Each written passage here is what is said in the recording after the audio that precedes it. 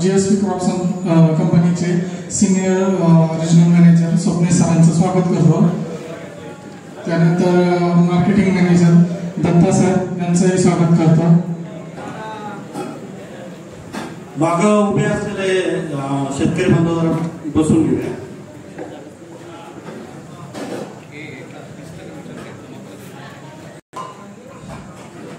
आता GSP crop science private limited आणि बळीराजा agro services संयुक्त विद्यमानाने जसं आमच्या बापकर साहेबांनी सांगितलं, आज आपण जो काही इथं 1.5 तास आपला वेळ घालवणार, 1.5 तास, फक्त एक विनंती की 1.5 तास मी काय तुम्हाला दररोज भेटायला येणार नाही किंवा हे साहेब येणार नाही, आमचे लोकल बांधव राहतील।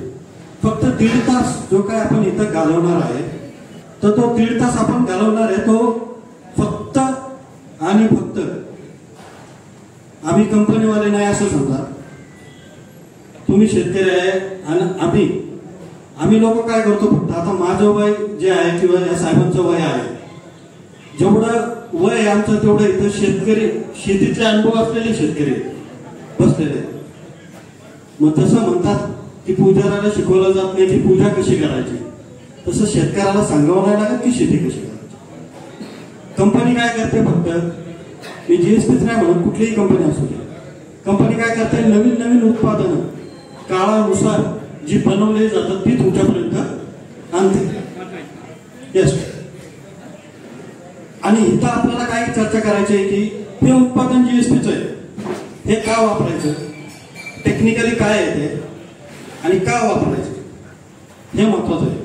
आणि त्याच्यापुढे आम्ही तुमच्यापुढे असं सादर करणार आहोत की हे उत्पादन शेतकऱ्यांनी अनुभव दिलेले काही शेतकऱ्यांचेच अनुभव दाखवणार आहे। मग त्याच्यामध्ये तुमचे काय प्रश्न असतील तर 100% आपण, माझं झालं, दत्ता साहेबांचं झालं की आपण ते प्रश्नाच्या उत्तराला आपण सेशन ओपन करून ठेवूया। तर पहिली गोष्ट आपल्याला GSP काय आहे, 2-3 दिवस झालं तुम्ही बॅनर ऐकताय, मिटिंगला या, मला वाटतं बऱ्याचशा कंपन्यांची मिटिंग झाल्या असतील इथे किंवा होत असतील। तुम्हाला ज्या कंपनीचं उत्पादन वापरायचंय त्याच्याबद्दल एक पार्श्वभूमी माहीत असणं गरजेचं आहे। तर पार्श्वभूमी आपल्या काय कामाची आहे, शेतकरी बांधवांसाठी नक्की हे प्रोडक्ट बनवलं कसं जातं, कुठं बनवलं जातं, हे कशासाठी। तर GSPचं पहिलं मी तुम्हाला पार्श्वभूमी सांगतो।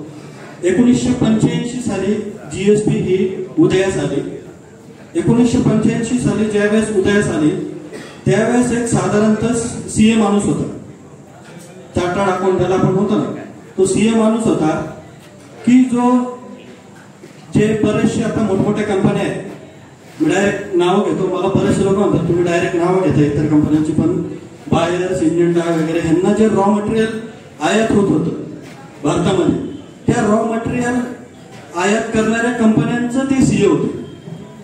तर त्यांना असं जाणवलं की हे आयातमध्ये खूप खर्च होतो शेतकऱ्यांचा, आणि ह्या आयातचा डायरेक्ट कोणाच्या खिशावर बाहेर आहे, तुमच्या लोकांच्या।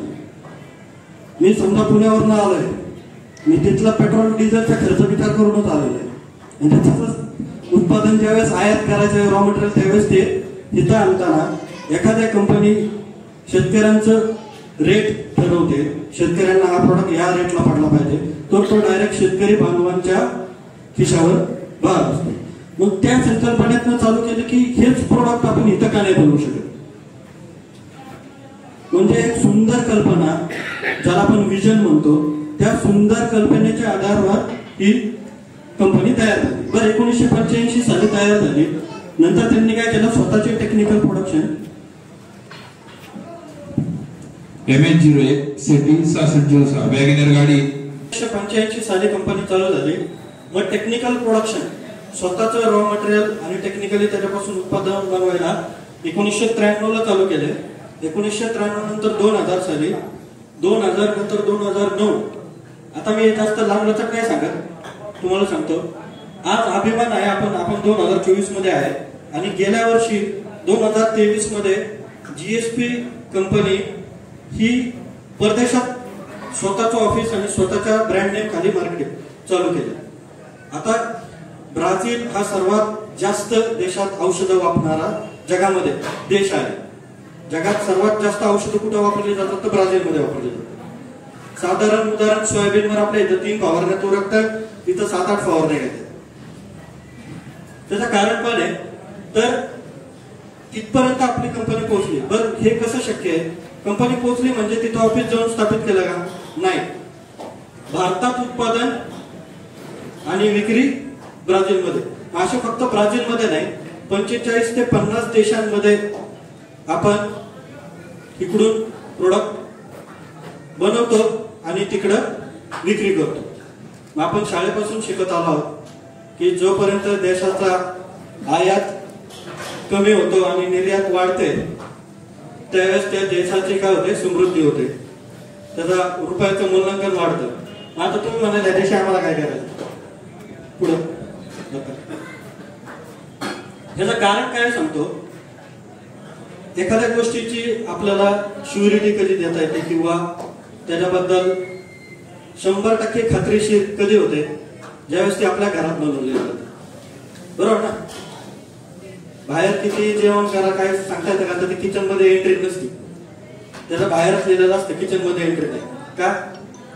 कारण का ते आत काय चालू असतं ते माहिती होऊन द्यायचं नसतं. कुठं स्वच्छ आहे, कुठं धूळ आहे, कुठं ते फॅनला चिकटलेलं काय आहे ते कढईत तेच पडतंय. म्हणजे सांगायचं हेतू काय? आपल्या इथं उत्पादन बनलेलं गेलंय. जीएसपी अभिमानाने सांगतो की 99% उत्पादन कच्च्या मालापासून ते पक्क्या मालापर्यंत भारतातच बनवतात. बाकीच्या सर्व औषध विक्रेत्या कंपन्या या अजूनही चायनावर जवळपास 80% अवलंबून आहेत. 20% इथं बनवते. आमचं उलट केलं.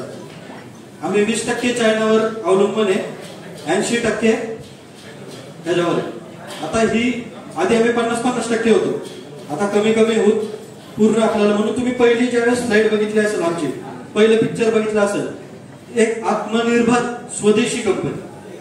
नुसतं आत्मनिर्भर नाही, स्वदेशी कंपनी. बरं आता ह्याच्याशी आपल्याला काय घेणं नाही, सांगतो तुम्हाला काय होतं. इथं ज्यावेळेस एखादी गोष्ट बनवली जाते त्यावेळेस तुमचा खर्च जो आहे औषधाचा तो एकदम कमी होतो. आणि ह्याच्या प्रूफ किंवा प्रूफला काय म्हणतो आपण? प्रूफ. हा, तर त्याचे पुष्टीकरण पुढे आता हे स्लाइड बघा. तुम्ही ॲमिस्टार वापरत होते, ॲमिस्टार ॲज ऑफ जिस्ट्रोबिन जगामध्ये फक्त सिंजेंटा बनवत होती. मग नंतर 2015 साली किंवा 13 साली जीएसपीनी जगामध्ये दुसऱ्यांदा आणि भारतात पहिल्यांदा हे स्वतः बनवलं. बरं बनवल्या काय झालं? सिंजेंटाचे लगेच दुसऱ्या महिन्यात 1,500 रुपयांनी रेट कमी झाले. जीएसपीने बाजारात आणलं त्यावेळेस. जीएसपी काय करते? स्वतःच रेट कमी आणते, पण इतरांना पण भाग पाडते की पुढचं प्रोडक्ट. एकच उदाहरण दिलं मी अजून तुम्हाला. पोलो पॅगासिस तुम्ही वापरत होतो डायपेन्थ्योरम. तर डायपेन्थ्योरम ज्यावेळेस आणलं त्यावेळेस 1,500 रुपये किलोनी भारतात जगामध्ये दुसऱ्यांदा आणि भारतात पहिल्यांदा पुन्हा जीएसपीनी बनवलं. त्याच्यामुळं धाडकीनी त्याची किंमत जी आहे, जी एकरी कपाशीच्या शेतकऱ्यांना 800-850 रुपये लागत होती, ती डायरेक्ट एकरी 450-500 पर्यंत आली. आता एक सर्वात मोठं प्रोडक्ट पुढे, सर्वात मोठं उत्तर तसे हे काय? हा, कोरायड CTPR कोरायड्रेनिकोल. बरं यांचं 2 वर्ष आधी, आता आपण 2 वर्ष झालं बनवलंय. यांचं 2 वर्ष आधी पेटेंट होतं. पेटेंट म्हणजे काय? सवत नव्हती थोडक्यात. ते स्वतःच एकटे होते. तर ते प्रोडक्ट किती महाग होतं, अजूनही त्याच किमतीला थोडंफार कमी झाले असतील किंवा वाढले असतील. मग जगामध्ये पुन्हा दुसऱ्यांदा आणि भारतात पहिल्यांदा हेलिप्रो नावाने ज्यावेळेस कंपनीने आमच्या आणलं त्यावेळेस त्याच्यापेक्षा 40% रेट डाऊन केले. आता तुम्ही म्हणाल म्हणजे तुम्ही काहीतरी गडबड केली प्रोडक्ट मध्ये, रेट कमी केला, काहीतरी गडबड केली ना. पाणी मिक्स केलं दुधामध्ये, घट्ट दूध नाही देत तुम्ही. पुढे सांगतो तुम्हाला घट्ट दूध कसं आहे. आता ह्या ज्या सगळ्या ज्या आहे ना, तुम्ही आज नेटमुळे सगळी पारदर्शकता आलेली आहे. तुम्ही जीएसपी आता जरी बसल्या नेटवर टाकलं ना तरी तुम्हाला कळेल की जीएसपीचे जागतिक दर्जावर तुम्हाला किती पेटंट आहेत. म्हणजे ते फक्त भारतात बनतात आणि जगामध्ये ते कोणाला बनवायचे असतील तर ते बनवू नाही शकत. त्यांना फक्त जीएसपी कडूनच विकत घेऊन विकणे. हे बाजूला तुम्हाला पीसीटी लावलेलं आहे या भिंतीवर, तर ते पीसीटी पण त्यातलंच एक मोठं प्रोडक्ट आहे. बरं, हे का सांगतो तुम्हाला? हे शक्य होत नाही जोपर्यंत तुमची संशोधन आणि बनवण्याची प्रक्रिया सुसज्ज नसेल तोपर्यंत. पुढे जात असेल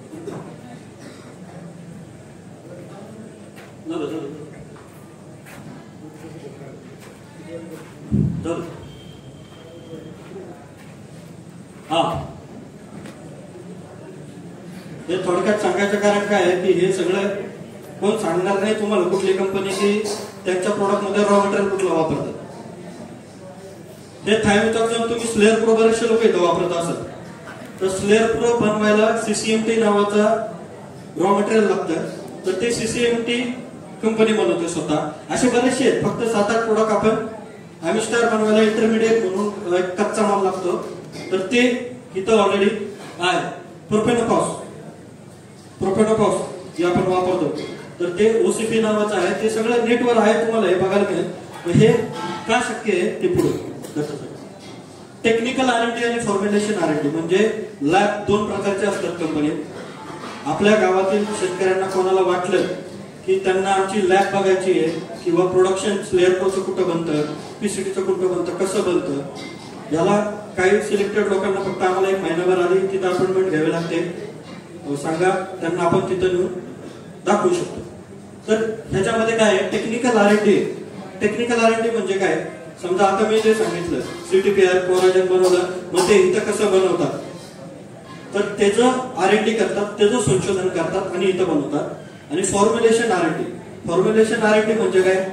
तो ऑलरेडी टेक्निकल रेडी आहे. मग त्याच्याबरोबर बाकीचे औषधं कुठले मिक्स होतात, नवीन औषधं कुठलं बनवलं जाईल, अशा 2 प्रकारच्या लॅब आहेत. आणि ह्या सगळ्या संस्था आहेत. हे जर नामांकन मिळालेलं आहे जीएसपीच्या लॅबला. हे कुठेही जरी सर्च केलं ह्याच्यात खूप कमी संस्था आहेत की ज्यांना नामांकन मिळतं. फार्मसीमध्ये रॅनबॅक्सी, सिप्ला तुम्ही ऐकलं असेल तर त्या कंपन्यांना ह्याचं नामांकन आहे. आणि प्रायव्हेट कंपनीमध्ये PI, कृषी रसायन आणि आमची कंपनी एक आहे की त्यांना हे नामांकन. नेक्स्ट, हेच लॅब, आमच्याच लॅबचा फोटो आहे.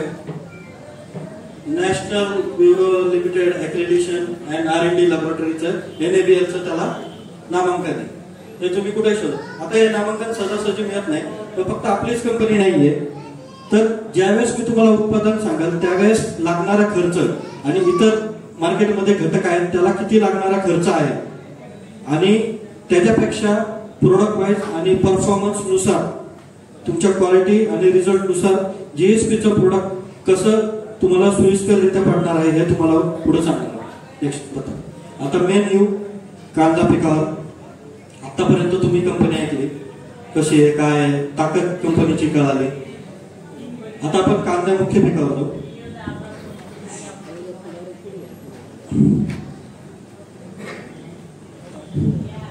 नेक्स्ट, सर्वात महत्वाचं आज कांद्या पिकामध्ये आहे बीज प्रक्रिया करणे. आज कुठल्याही पिकाला असू द्या बीज प्रक्रिया केली नाही तर खूप प्रॉब्लेम येणार आहे. इथलं पुढे आधी पण येणार आहे कारण का सतत पाऊस आहे, जमिनीला स्थिरता नाहीये, जमिनीमध्ये पुरुष असंख्य प्रकारचे आहेत. तुम्ही कुठलेही पीक लावा त्याला पुढे कसं डॅमेज करते ते पुढे दाखवतो तुम्हाला. नेक्स्ट, पीसीटी 3-वे कॉम्बिनेशन, नए भारत की नई तकनीक. आता याच्यामध्ये काय आहे? पीसीटी 410. त्याच्यामध्ये पहिलं खूप सुंदर असं प्रोडक्ट आहे. त्याच्यामध्ये 2 बुरशीनाशक, पायरक्लोस्ट्रोबिन 1, थायरम 1 आणि क्लोथॅनिडिन हे कीटकनाशक आहे. आता तुम्ही जर का बघितलं हे आंतरप्रवाही बुरशीनाशक आहे पायरक्लोस्ट्रोबिन, हे आंतरप्रवाही कीटकनाशक आहे आणि स्पर्शजन्य बुरशीनाशक आहे. आता हे कॉम्बिनेशन आणण्याचं कारण काय आहे? हे सगळ्या प्रकारच्या बुरशी जमिनीतल्या आणि सगळ्या प्रकारच्या किडी जमिनीतल्या, जेणेकरून आपलं कांदा पिकाची मर होते, हे सगळं कंट्रोल करते, सगळं एकत्रच. आणि महत्वाची गोष्ट, आता तुम्हाला हुमणीचा पण एक प्रॉब्लेम आहे, तर हुमणीसाठी मधला घटक जो आहे क्लोथॅरिडीन, हा खूप चांगल्या रीतीने काम करतो. आता बाजारात इतर 3-वे कॉम्बिनेशन आहेत, पण त्याच्यामध्ये क्लोथॅरिडीन कोणाकडेच नाहीये. बरं, पायरॅक्लोस्ट्रोबिन हे कॉम्बिनेशनच कोणाकडे नाही. बरं, आता थायरम का? आता थायरम सांगतो, थायरम आपल्या भारत जनक आहे थायरमचा. पण हेच उत्पादन जेव्हा MNC कंपन्या आल्या त्यावेळेस हे उत्पादनाला बेस्ट म्हणजे फंजिसाइड आहे. आणि त्याच्यामुळे काय झालं, आता अजून पण बघा गव्हाच्या आणि याच्यामध्ये तुम्हाला थायरमच्या पुढे येतात, काय येतात, बेस्ट आहे. कॉन्टॅक्ट मध्ये थायरम हा सर्वात बेस्ट बुरशीनाशक आहे. बरं, आता हे काम काय काय करणार आहे ते पुढे.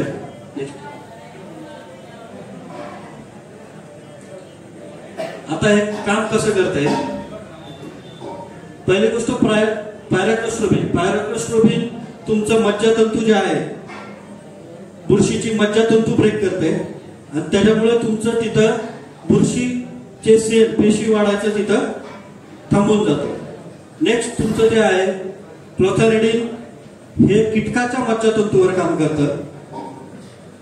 कीटकाच्या मज्जातंतूवर म्हणजे हुमणी असेल, वाळवी असेल, तुमची खोडकीड असेल, सुरळी मर ज्याला आपण सुरळी आळी म्हणतो ती असेल, तर त्याच्या मज्जातंतूवर काम करते आणि त्याच्यामुळे तिथं त्याचा डॅमेज होते. नंतर थायरम. थायरम काय करते, जे काही तुमचं वरवरची बुरशी आहे, म्हणजे बियाण्याला जी बुरशी लागलेली असते आणि बियाण्यातनं रोप ज्यावेळेस बाहेर निघतं, ज्याला कोंब उजळतो, ज्याला आपण म्हणतो उमळतो कोंब, तर तिथं जी बुरशी असते ती थायरम कंट्रोलमध्ये आणते. नेक्स्ट,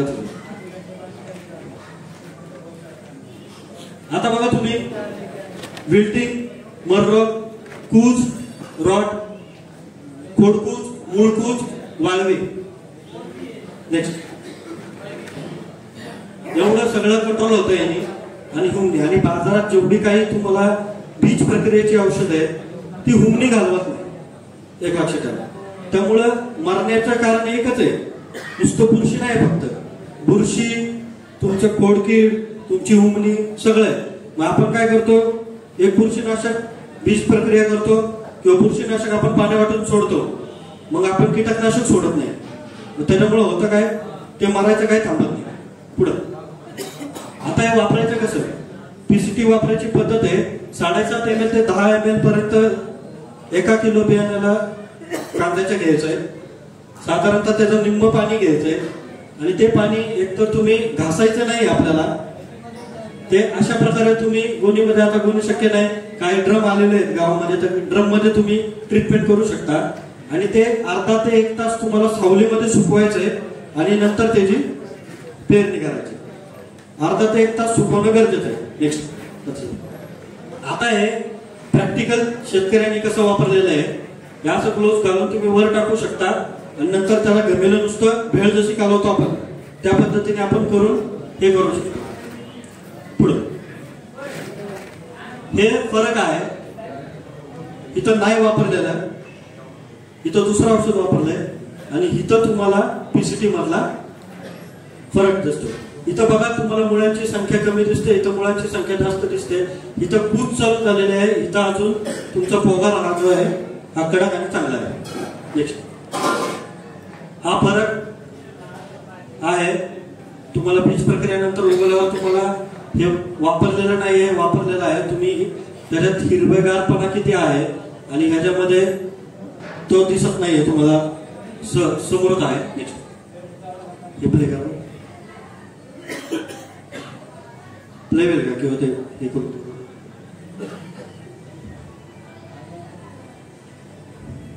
आवाज आहे, आवाज आहे.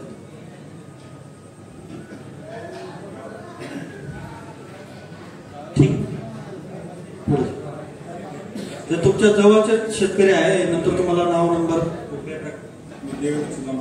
माझा मोबाईल नंबर 83 29 58 होतं दिसतंय. मी हे कांद्याच्या बियाण्याला जोडलं होतं PCT 410. याचा मला खूप चांगला रिझल्ट आलेला आहे. कोणत्याही प्रकारची कीड किंवा आळी वगैरे काही दिसलेली नाहीये आणि मुळ्यांची सक्रिय पण खूप जोमदार आहे. अशा प्रकारे फरक दिसलेला आहे मला. बाकीच्या रोपामध्ये वापरलं आणि जे नाही वापरलं त्याच्यामध्ये मला खूप डिफरन्स दिसलेला आहे. मी तुम्हाला आता पांढऱ्या माणसांना उपटून दाखवतो. येतो का? अशा प्रकारे छान रिझल्ट आलेला आहे आणि खूपच प्रभावी असं औषध आहे. थँक्यू.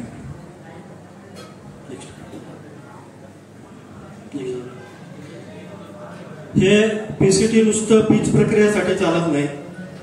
हे पाण्यावाटे पण सोडता येतं. तर पाण्यावाटे सोडल्यावर असा रिझल्ट आहे. समजा शेतकऱ्यांना गडबडीत बीज प्रक्रिया राहून गेली, लेबर मिळत नाही, पेरणीला बरेचशे अडचणी आहेत, पाऊस पडणार आहे म्हणून लवकर त्याला पेरणी करायची. मग त्या गडबडीत जर का बीज प्रक्रिया आपली राहिली तर नंतर काळजी करायची गरज नाही. PCT तुम्ही पाण्यावाटे पण सोडू शकता. PCT पाण्यावाटे सोडल्यावर पण तुम्हाला आता हे सोडायचं प्रमाण आहे एकरी 250 ml. या शेतकऱ्यांचा पण नंबर वगैरे तुम्ही घेऊन तुम्ही चेक करू शकता. आता हे नाशिकचे फोटो आहेत. दत्त साहेबांनी हे स्प्रे केलेलं होतं. स्प्रे मध्ये पण खूप छान रिपोर्ट आहे PCTचे. तर आपल्याला बीज प्रक्रिया नाही जमली, पाण्यात न सोडता नाही आलं तर तुमचं तणनाशकाचा स्प्रे झाल्यावर, तणनाशकाचा स्प्रेच्या आधी नाही, तुमचं तणनाशकाचा स्प्रे झाल्यावर 1 ते 1.25 ml 1 लिटर पाण्याच्या हिशोबाने आपल्याला हे स्प्रे करायचं. आता याचा फायदा काय होणार आहे स्प्रे मध्ये? पुन्हा एकदा सांगतो, याच्यात 2 बुरशीनाशक आहे. त्याच्यामुळे बुरशी कुठली पण येऊ द्या, तुमचं काम होणार आहे. प्लस तुमचं एक कीटकनाशक आहे क्लोथॅनिडीन. तुमचा जो लवकर येणारा थ्रिप्स आहे त्याला पण कंट्रोल करतो. त्याच्यामुळे तुम्हाला हे घेतल्यावर तुम्हाला स्प्रे मध्ये दुसरं कीटकनाशक पण घ्यायची गरज नाही. बरं, आता येऊ खर्चावर. हे बीज प्रक्रियेला पण चालतंय, पाण्यावाटे पण चालतंय, स्प्रे मध्ये पण चालतंय. साधारणतः 100 ml 50 ml पासून पॅकिंग याच्यात उपलब्ध आहे आणि 100 ml चा पॅकिंगचा खर्च साधारणतः येतो 510 ते 550 रुपये. खूप सुंदर औषध आहे आणि 500-550 रुपये खूप कॉस्टिंग नाहीये. तुमचा वेगळं बुरशीनाशक घ्यायची गरज नाही, तुम्हाला वेगळं कीटकनाशकही घ्यायची गरज नाही. बाजारात जेवढे 3-way कॉम्बिनेशन आहेत, ज्याला आपण 3-way कॉम्बिनेशन म्हणतो, त्यांच्यातले सगळे बाप बुरशीनाशक ह्याच्यात आहेत. आणि क्लोथॅनिडीन जरी तुम्ही आता गुगलवर टाकलं तर तुम्हाला कळेल थायमिथॉक्झिनचा मोठा भाऊ हा क्लोथॅनिडीन. क्लोथॅनिडीन सर्वात बेस्ट आहे. नेक्स्ट हा फरक आहे. इथं दत्त साहेबांनी फील्ड डे घेतला होता आमच्या, तर त्यावेळेस इथं तुम्हाला अनट्रीटेड, ट्रीटेड PCT. आता तुम्ही क्रेझी प्रो नंतर सांगतो तुम्हाला काय इन डिटेल मध्ये. इथं तुम्ही बघा मुळांच्या संख्येमध्ये किती फरक आहे. स्प्रे मधला स्प्रे करून पण मुळांपर्यंत जात आहे रोपांना, त्याच्यामुळे तुमची मुळकूच पण थांबते. म्हणजे 2-5% पिवळं दिसायला चालू झालं, तुम्ही PCTचा स्प्रे 100% एकदम सेफ आहे. फक्त तणनाशकाचा स्प्रे झाल्यावर 4-5 दिवसानंतर आपल्याला द्यायचं, एवढी काळजी घ्यायची. नेक्स्ट हे द्या.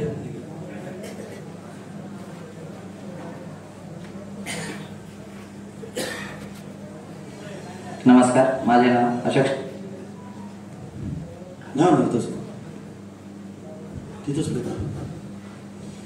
नमस्कार, माझे नाव अशोक शंकर दानगे. Mobile number 7219537846. मी कांदा लागवडीसाठी जे बियाणे घेतलं होतं त्या बियाण्याला एका पायलीसाठी 40 ml हे PCT 410 हे वापरलं होतं. आणि त्याच्यानंतर उगवण क्षमता झाल्यानंतर मी परत 20 दिवसांनी मी परत हे PCT 410 वापरले गेले होतं. आणि त्याच्यामुळं माझे जे रोप आहे तर ते रोप चांगले आणि योग्य पद्धतीचे मला हवं अशा पद्धतीने आलेले आहे. आणि तुम्ही हे बघू शकता की हे रोप कशा पद्धतीचं आलेले आहे आणि ते अतिशय उत्कृष्ट दर्जाचं. आणि तुम्ही पण याचा वापर करावा असे मी शेतकऱ्यांना नम्र विनंती केली.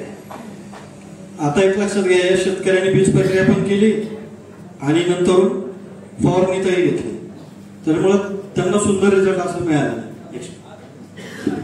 आता बीज प्रक्रिया झाल्यानंतर मुख्यतः की खताचं नियोजन. तुम्ही म्हणाल साहेब तणनाशक कुठे गेले? पुढे पहिलं खताचं नियोजन मध्ये आता एक सांगतो, मला एक मध्ये सांगायचं विसरलो सुरुवातीला. आमची पेस्टिसाइड कंपनी म्हणजे औषधाची कंपनी.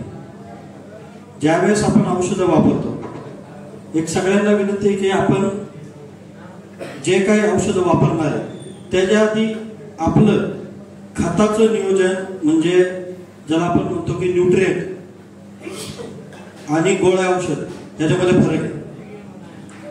एक साधा प्रश्न आहे, आपण जास्त गोळ्या औषध खातो का भाजी चपाती खातो?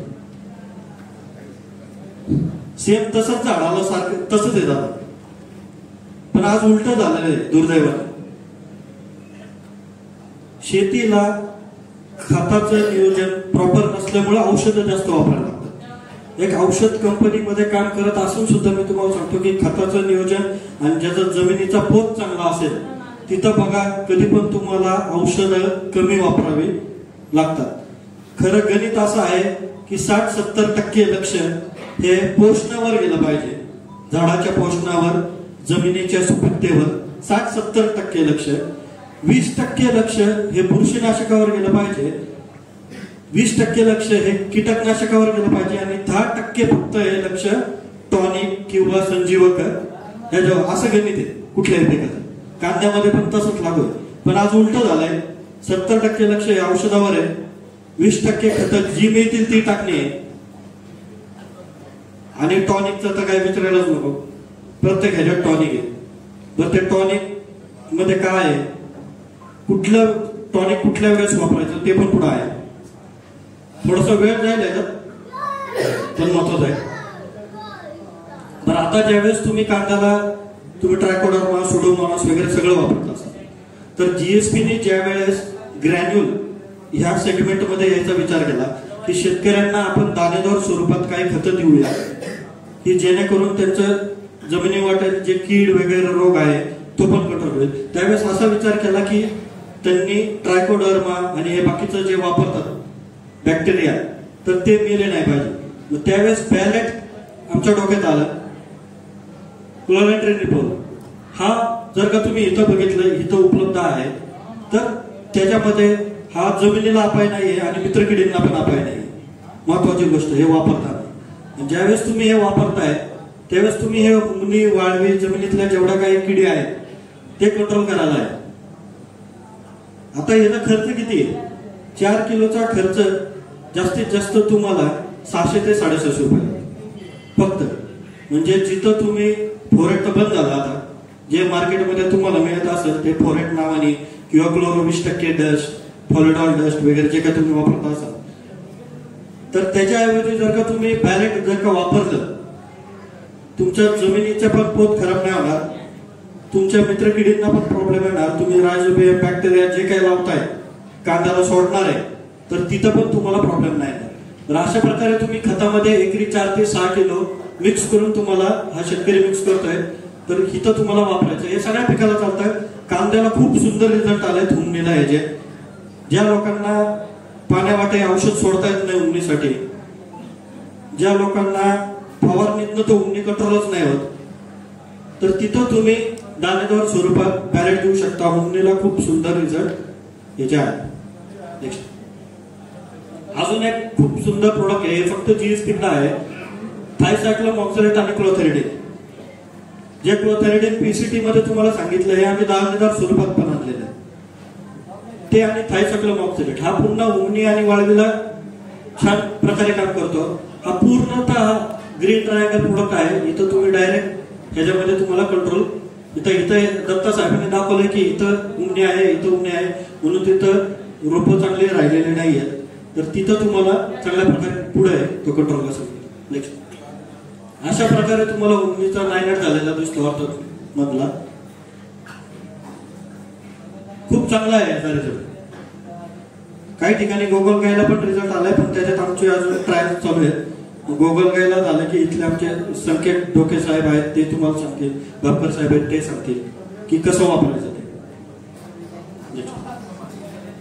आता एक सुंदर दाणेदार स्वरूपातलं अजून एक उत्पादन जीएसपीने आणलंय गोल्ड कॉइन ग्रॅन्युल. आता हे जे घटक तुमच्याकडे समोर आहे, सीवीड एक्स्ट्रॅक्ट तुम्हाला बाजारात सेपरेट मिळतं, अॅमिनो ऍसिड, ह्युमिक तर सगळे जण वापरतात. ह्युमिक सोडायचं, लिक्विड स्वरूपात सोडतात, दाणेदार स्वरूपात सोडतात.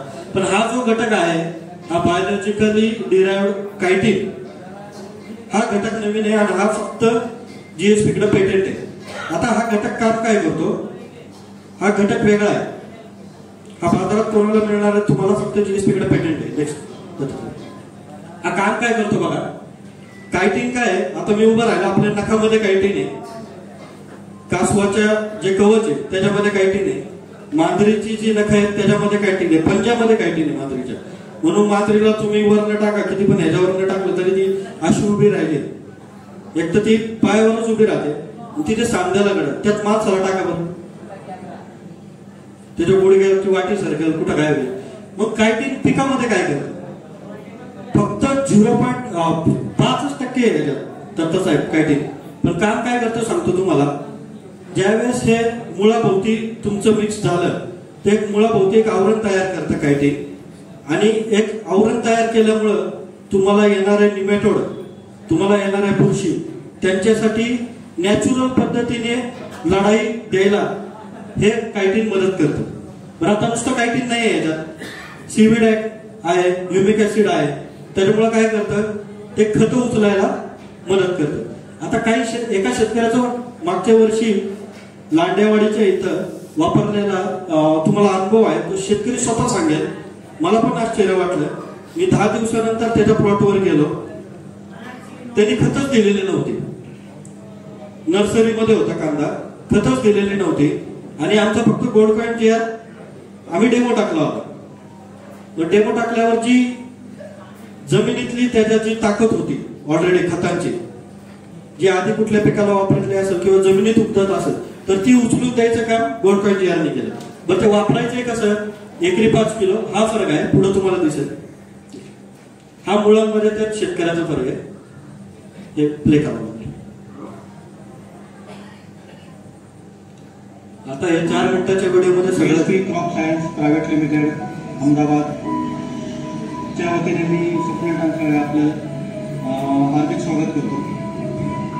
आज आपण एक प्रगतशील शेतकरी पिंगळे साहेब यांच्या प्लॉटवर आहे. तर इथं त्यांनी जीएसपीचं गोल्ड कॉइन ग्रॅन्युल हे कांद्याच्या रोपांना हे दिसतंय, मागं दिसतंय, 6 तारखेला वापरलेलं आहे. या महिन्याच्या आपण ऑक्टोबर महिन्यात आलो, 6 तारखेला वापरलेलं आहे. तर त्यांनी नर्सरीमध्ये वापरलेलं आहे, आणि आज आम्ही तब्बल 10 दिवसानंतर या प्लॉटवर आहे. आज 12वा दिवस आहे. खतं एकसारखी आहेत दोन्हीकडे दिलेली. तुम्ही फरक बघू शकता की किती आहे. हे आम्ही सांगण्यापेक्षा पिंगळे साहेब स्वतः सांगतील. पिंगळे साहेब नमस्कार. ही आम्हाला साहेबांनी जीएसपीची ट्रायल म्हणून दिली, तर त्याचा आम्हाला जबरदस्त असा रिझल्ट आलेला आहे. तुम्ही पाहू शकता इकडं आपण गोल्ड कॉइन वापरलेलं आहे आणि या क्षेत्राला गोल्ड कॉइन वापरलेलं आहे. दोन्हीमध्ये जबरदस्त फरक आहे. फरक असा आढळून आला की रोपाच्या काडीमध्ये जाडीला आणि उंचीला फरक पडलेला आहे. ज्यात आपण वापरलेले गोल्ड कॉइन त्याला उंची वाढलेली आहे, मुलांची पण भरपूर वाढ झालेली आहे आणि काडी जाड झालेली आहे. आणि ज्यात वापरलेलं नाही त्याची उंचीचा पण आणि काडीचा पण फरक जाणवतो.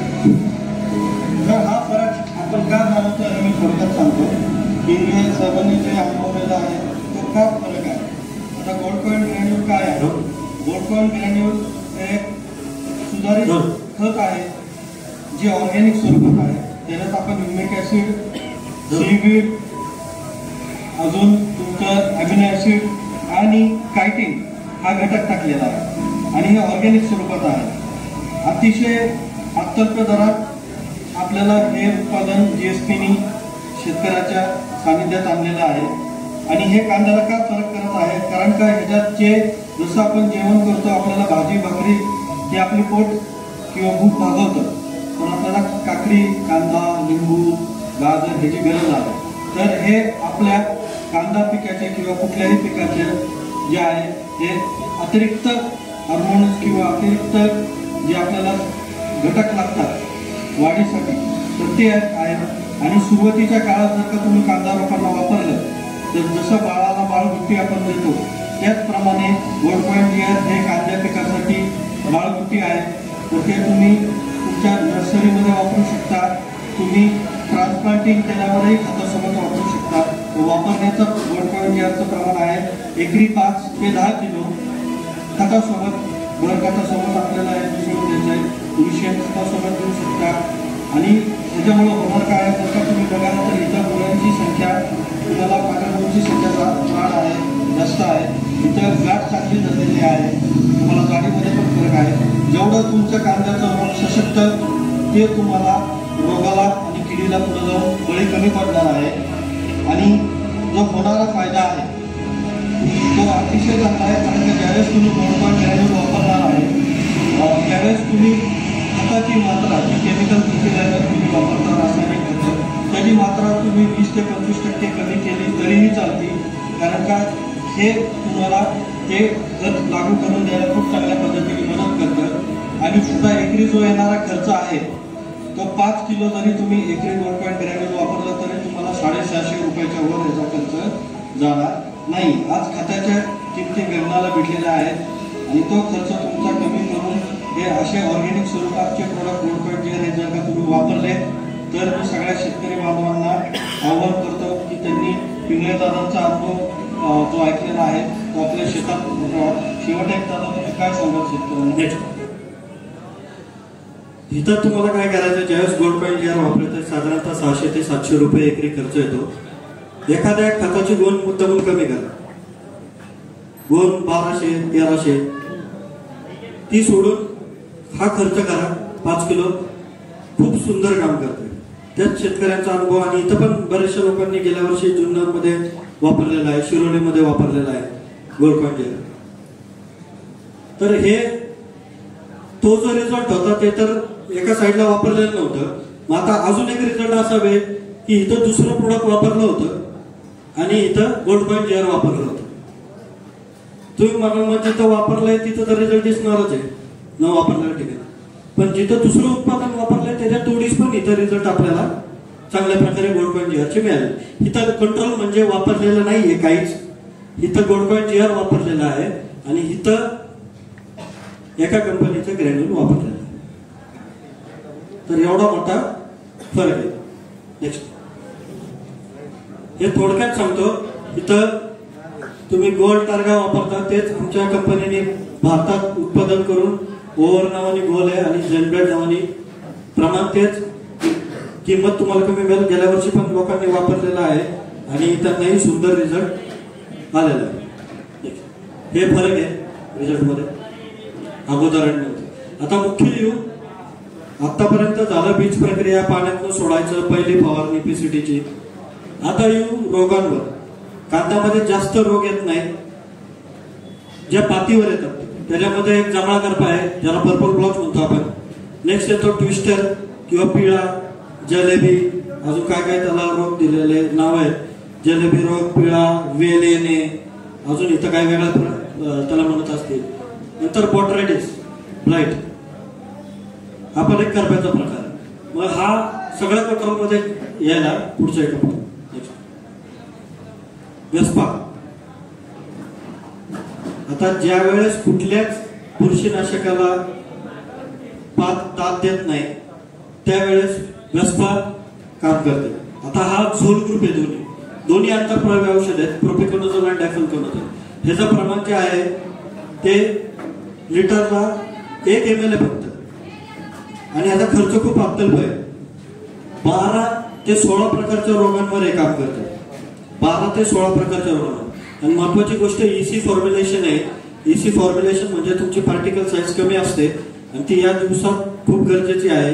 कारण का आता आपल्याला ऑक्टोबर महिन्यात पण पाऊस सांगतोय. त्याच्यामध्ये तुम्ही औषध फवारलं की ते पटकन पातीने घेतलं गेलं पाहिजे. आणि दोन्ही चांगले स्ट्रॉंग बुरशीनाशक तुम्हाला झोल ग्रुपचे गेल्यावर त्यांनी फायदा काय होतो सांगतो तुम्हाला. वेस्पा नुसतं बुरशीनाशकाचं काम नाही करत. आता वेल येणे मग पिळा पडणे. पिळा पडणे म्हणजे काय, हा हवे वाटे पसरणारा रोग आहे. हा आपल्या इथं नव्हता. हा 4-5 वर्ष आधी बाहेरच्या राज्यामध्ये हव्या वाटे आपल्यापर्यंत इथपर्यंत त्याचे स्पोरुलेशन आले. हव्या वाटे पसरल्यामुळे आता यावेळेस कांदा पीक जास्त प्रमाण आहे. तुम्ही म्हणाल जुन्नर मध्ये तर आपलं दरवर्षी होतं तेवढं आहेच, किंवा सावरगाव मध्ये दरवर्षी तेवढं आहेच, पण आम्ही बाहेरच्या एरियामध्ये फिरतो तर बाहेर पण खूप कांदा आहे यावर्षी.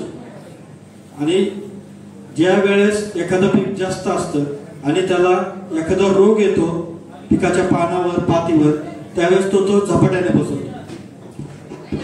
मग यावेळेस पिळ्याची दाट शक्यता आहे, पाऊस पण आहे, पोषक वातावरण आहे.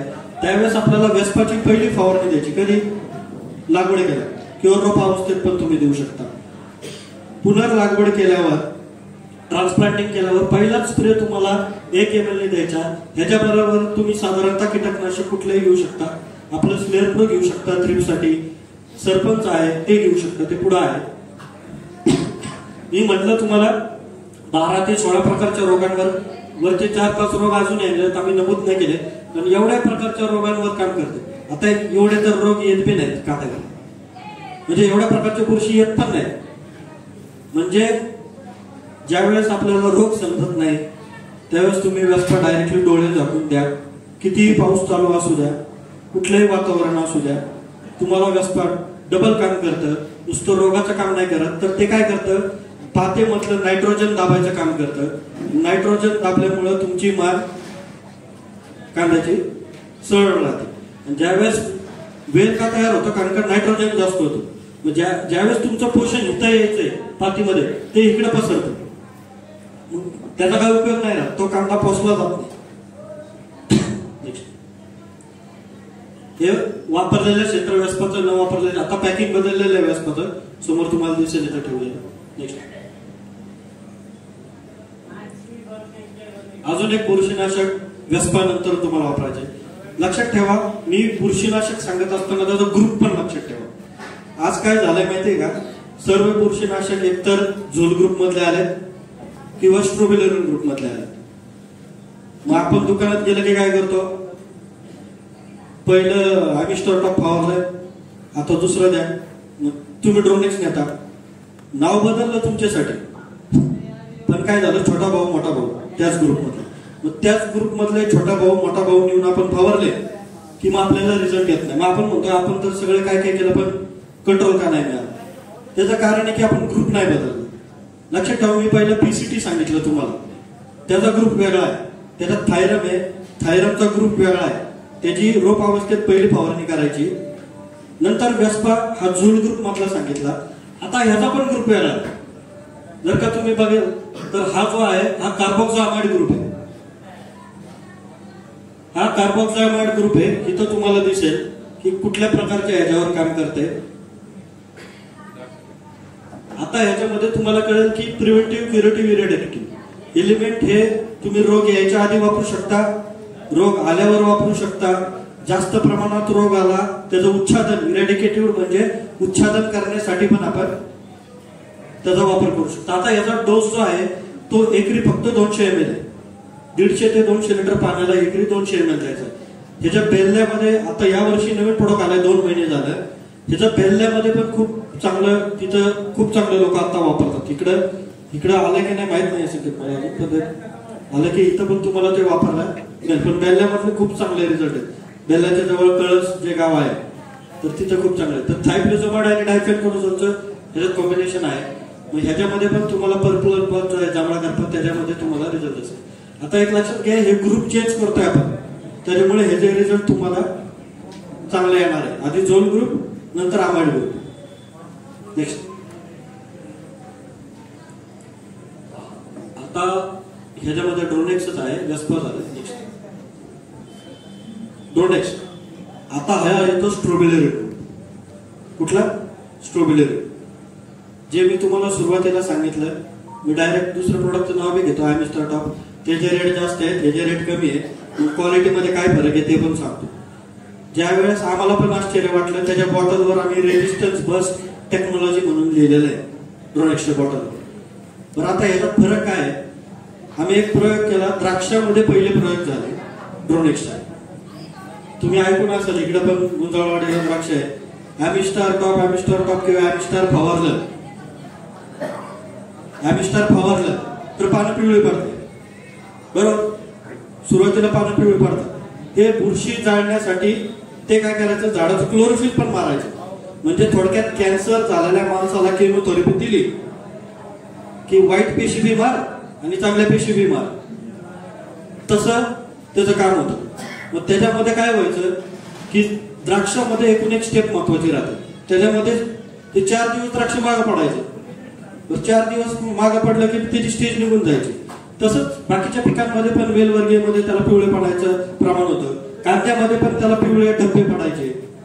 त्याच्यामुळे लोकांनी वापरायचं त्याला कमी केलं. मग आम्ही काय केलं, ड्रोनेक्स मध्ये ती टेक्नॉलॉजी किंवा ती कमतरता काढून टाकली. आता ड्रोनेक्स मध्ये काय आहे, याचा डिस्ट्रोबिनॉन टायफेनकोनोझोल आहे, घटक तोच आहे, इथं बनवलंय, रेट कमी आहे. आणि हे तुम्ही कसं चेक करू शकता, एका वाटीमध्ये ड्रोनेक्स टाका, त्याला तापवा, दुसऱ्या वाटीमध्ये दुसऱ्या कुठल्याही कंपनीचे हे घटक टाका, ते तापवा, तुम्हाला साधारणतः 40-42 डिग्री सेल्सिअस वर गेल्यावर त्या वाटीचं तापमान किंवा त्या द्रावणाचं तापमान तर ते घट्ट होत आहे. आणि ड्रोनेक्स 55 डिग्री सेल्सिअस पर्यंत पण तुम्हाला एकसारखं दिसेल आणि फवारल्यावर तुम्हाला पिवळेपणा दिसणार नाही, एक लस्टर दिसेल. हा ड्रोनेक्सचा फरक आहे. हा शेतकऱ्यांनी आम्हाला सांगितला, साहेब आम्ही स्टार्टअप नव्हतो करत, पण तुम्ही सांगितल्यामुळे ड्रोनेक्स फवारले आणि खरं तुम्ही सांगताय ते रिझल्ट आहे. तर ह्याच्यामध्ये तुम्ही एक ड्रोनेक्सचा हात घालायचा. आता बुरशीनाशक जीएसपीचे स्प्रे मधले संपले. पहिलं पीसीटी, दुसरं वेस्पा, तिसरं एलिमेंट आणि चौथं ड्रोनेक्स. ड्रोनेक्सचं प्रमाण आहे 1 ml प्रति लिटर. साधारणतः ह्याचा पण खर्च तुम्हाला एकरी 600 ते 750 रुपयाच्या वर जात नाही. सुरुवातीपासून मी तुम्हाला 600 रुपयाच्या वरची औषधच सांगितली. एक लक्षात आलं का? बीज प्रक्रियेपासून सिद्धेशेठ 600 रुपयाच्या वरचे एक पण औषध नाही सांगितले. म्हणून मी जो पहिल्यांदा सांगितलं होतं की जीएसपी आत्मनिर्भर स्वदेशी कंपनी आहे, हिथंच बनवते, त्याच्यामुळे तुम्हाला रिझल्टही येते, तुमचा खर्च काढून बघा. मी जेवढे स्प्रे सांगितले ह्याच्यात तुमचा कांदा कडेपर्यंत जाणार आहे आणि ह्याच्यातच तुम्हाला खर्च 40% वाचणार आहे डायरेक्ट फॉर्म. नेक्स्ट, हे ड्रोनेक्सचे रिझल्ट आहे. ड्रोनेक्स वापरलेलं न वापरलेलं. नेक्स्ट, आता अजून एक बुरशीनाशक आहे लास्ट प्लेज, जे तुमच्या समोर मोठी बॉटल दिसते. त्याच्यात टेबुकोनोझोल आणि सल्फर आहे. सल्फर सांगायची गरज नाही. ज्यावेळेस थंडी जास्त पडते कांद्याच्या टायमिंगला, त्यावेळेस कांदा पोचला जात नाही, त्यावेळेस तुम्हाला ज्यावेळेस 2 नंबरचं खत देता तुम्ही, म्हणजे सेकंड ऍप्लिकेशन खताचं, तर सेकंड ऍप्लिकेशनला एकरी 1 किलो तुम्ही सल्फर प्लेज, टेबू आणि सल्फर याच्यात कॉम्बिनेशन आहे, टेबुकोनोझोल आणि सल्फर. म्हणजे मूळ अन्नद्रव्यापैकी एक सल्फर आहे, ती उष्णता तयार करते सल्फर, आणि त्याच्यामुळे तुमचे जे काय खतं तुम्ही देताय ते कांदा पिकाला लागू करून द्यायचं काम सल्फर करते. आणि म्हणून याचा डोस जर सांगितलेला आहे 30 दिवसानंतर, पेरणीनंतर किंवा दुसऱ्या खताच्या डोस सोबत एकरी 1 किलो, त्याच्याबरोबर मॅग्नेशियम सल्फेट द्या. अतिशय सुंदर रिझल्ट येतो तुम्हाला. याचा पण खर्च 600 रुपयाच्या वर नाही प्लेटचा. आता रोग संपला, तुमचं बीज प्रक्रिया संपली. आता ही मुख्य पेस्ट. कांद्यामध्ये जास्त किडी येत नाही. पहिली किडी येते थ्रिप्स, तीच आपल्याला शेवटपर्यंत सतावते. शेवट आला तर येतो लाल कोळी. याच्या व्यतिरिक्त कीड कांद्यामध्ये दुसरी जास्त येत नाही. आता कुठंतरी थ्रिप्सच्या प्रजाती बदलल्या. आधी तपकिरीच येत होता, आता काळा थ्रिप्स मागच्या वर्षीपासून लय त्रास देतो. आता काळा आला कुठनं, कधी आपल्या इथं येत नव्हता, 2 वर्ष झालं येतोय. हा समुद्र किनारपट्टीला यायचा, भरपूर प्रमाणात यायचा. तुम्ही जर काय ठाणे, पालघर या साईडला गेले, इथं मिरचीवर भयानक होतात. लोकांना जसं आपल्या इथं मर वगैरे जसं रोग येतात, आपल्या इथं तुटा असतं ना टोमॅटोला, तसं त्यांना थ्रिप्स आहे, डोकेदुखी द्यायची. तिथं थ्रिप्स कुठले औषधं फवारला तुम्हाला कंट्रोलमध्ये लवकर येत नाही, कारण का तिथं त्यांचं प्रजनन करण्याची संख्या, वातावरण त्यांना पोषक आहे थ्रिप्सला. तेच वातावरण आता काय व्हायला लागले, आपल्या इथं व्हायला लागले. त्याच्यामुळे काळा थ्रिप्सचं नियोजन. आता तुम्ही म्हणाल बाकीचे थ्रिप्सची औषधं काळ्या थ्रिप्सवर काम नाही करत, कारण का ती प्रजाती वेगळी आहे. आता थ्रिप्स कसा समजून घ्या. मुख्य नेक्स्ट, थ्रिप्सची लाईफ सायकल समजून घ्या, जीवनचक्र.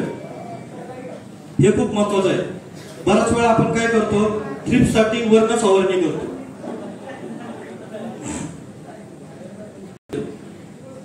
आपल्याला वाटतं की काहीतरी झालं आपण तर फवारणी व्यवस्थित केली होती, वातावरण चांगलं असेल तर 10-15 दिवस रिझल्ट येतं, नाही तर पुन्हा 7-8 दिवसात कुठल्या थ्रिप्सचं औषध आता काम करत नाही.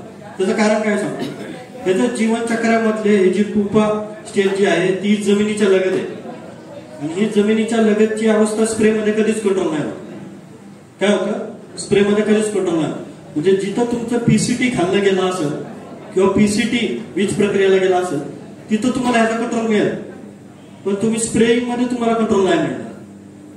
म्हणजे क्लोरोसायपर म्हणा, आता हे औषध जे आहे शेजारी यमराज, ते काय काम करतं सांगतो तुम्हाला.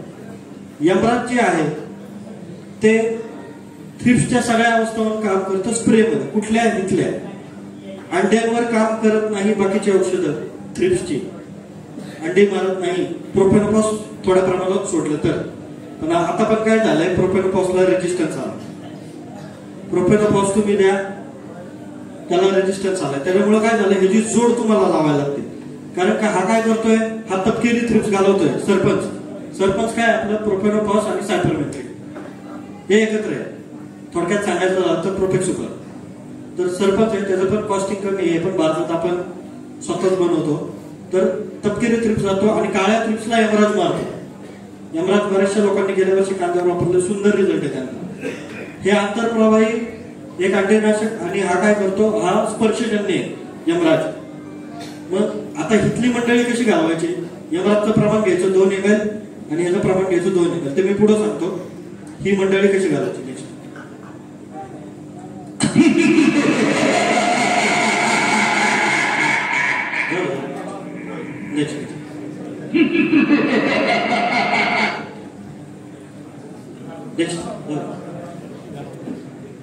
हे पहिला स्प्रे तुम्हाला सांगितलं मी, स्लेअर म्हणून व्यासपा. आता थ्रिप्स साठी व्यासपाचा पहिला स्प्रे सांगितला होता पुन्हा लागवड केल्यावर, पण त्याच्याबरोबर मी लॅमडा का नाही टाकलं. लॅमडा पण आहे आमच्या संत्री नावात, पण स्लेअर प्रो का टाकलं. एक दुर्दैव आहे, लोकांची चुकीची संकल्पना आहे की लॅमडा किंवा कराटे, साध्या भाषेत सांगायचं झालं, आधी वापरलं तर थ्रिप्स कंट्रोल मध्ये येतो, पीक हिरवगार होतं. ते काय होतं सांगतो. लॅमडा जर का तुम्ही कुठल्याही पिकाला सुरुवातीच्या अवस्थेत वापरलं, लॅमडा तुम्ही फवारला, कराटे फवारायला लेबर मिळतो का लवकर, का बरं नाही, जळजळ करते, त्याला पुन्हा तंबाखू खाता येत नाही, ते पुन्हा इथं कुठं पडलं तर ते 2 दिवस तर काही जेवतच नाही. खांद्यावर जर का पडलं तर टाकीत उचलताना वगैरे. मग तिथं काय करायचंय, तर एक लक्षात घ्या, पीक तर किती नाजूक आहे. सुरुवातीच्या अवस्थात आपण जर का सिंथेटिक पॅराथ्रॉइड त्यातल्या त्यात लॅमडा प्लेन जर का तुम्ही दिलं तर ते कुठल्याही पिकाला इजा करतं, आणि इजा केल्यामुळे थ्रिप्स तर जातो तुम्हाला दिसणार. इजा केल्यामुळे काय होतं, आपल्या हातावर जर काही इजा झाली तर आतलं जे लुसलुशीतपणा आहे तो बाहेर दिसतो, तसाच झाडाचा दिसतो. बरं, थ्रिप्स साठी अजून आमंत्रण, कारण का त्याला तुम्ही जो आत जाऊन दत्ता ते खाणार आहे ते काय करत होतं, त्याला उघडं करून दिलं तुम्ही, दरवाजे ओपन करून दिले, या खावा. थ्रिप्स अजून तिथं जास्त चिटकतो. मग लॅमडाने काय होतं, थ्रिप्स आहे तो जातो, पण 4 दिवसानंतर डबल अटॅक करतो. मग तिथं काय करायचं आपल्याला, स्लेअर प्रो लिटरला 2 ml म्हणजे 15 लिटर पाण्याला 30 ml हे वेस्पा सोबत द्यायचं. स्लेअर प्रोच का, स्लेअर प्रो पाऊस आता सांगितलेला आहे, स्लेअर प्रो स्प्रे केल्या तुमचं अर्धा तासाच्या आत पातीमध्ये शोषलं जातं. त्याच्या कणांची साईज बारीक आहे. इतर कुठलंही थायमेथॉक्झाम घ्या बाजारात, ते स्प्रेला रेकमेंड करत नाही, कारण का त्यांच्या कणांची साईज ही 9 ते 10 आहे, आणि स्लेअर प्रोच्या कणांची साईज ही 2 ते 3 मायक्रॉन.